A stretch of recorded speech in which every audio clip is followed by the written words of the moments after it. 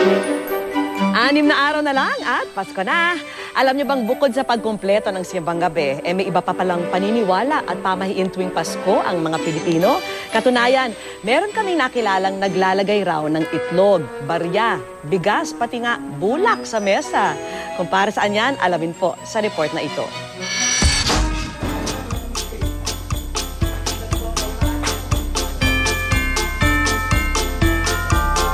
Magpapasko na naman, kaya si Lola Feli inihahanda na ang kanyang kaldero.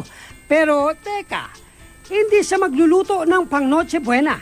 Sa halip, pupunuin niya ito ng bigas, 12 barya at 12 itlog. Pampaswerte raw kasi ito sa Pasko. Para sa gana, para hindi mawalan, ganon. Kahit papaano, makakaraos. Sa araw ng Pasko, lulutuin daw nila ang itlog at bigas. At ang mga barya, itatago para swertihin ang kanilang tindahan. Mahalaga talaga para sa amin, tsaka ginagawa talaga namin every year yun. Kasi nakakatanggap kami ng blessing nun every year talaga. Sa hapag naman ni na Elsa, bulak at baryang nakalagay sa ibabaw ng bigas na malagkit ang nakahain. Ang swerte raw, dumidikit pagka malagkit ang mga handa mo. Sa bispiras ng Pasko, ilalagay raw ang bulak sa mga gilid ng bintana. Simbolo raw ito ng kadalisayan ng kapanganakan ni Kristo at magaang buhay sa bagong taon.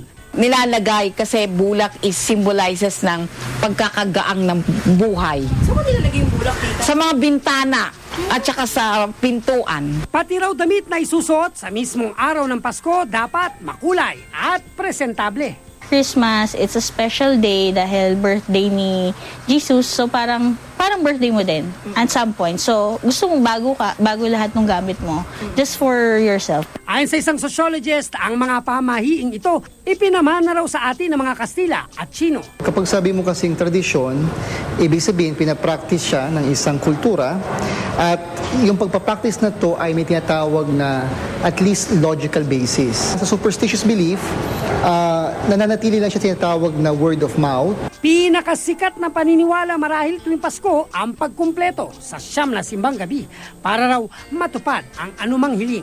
Pero ang ilan, hindi raw ito itinuturing na pamahiin. Kinukumplete ko talaga siya, not necessarily for a wish, but it's like a tradition, you follow it, parang panata mo rin siya in preparation for yourself for Christmas. Swerte man o hindi ang kahulugan ng pamahiin, dapat daw wag nating kalimutan ang tunay na diwa ng Pasko. Pinakamahalaga talaga is pagkakaisa, pagmamahalan at respeto ng bawat isang miyembro ng pamilya.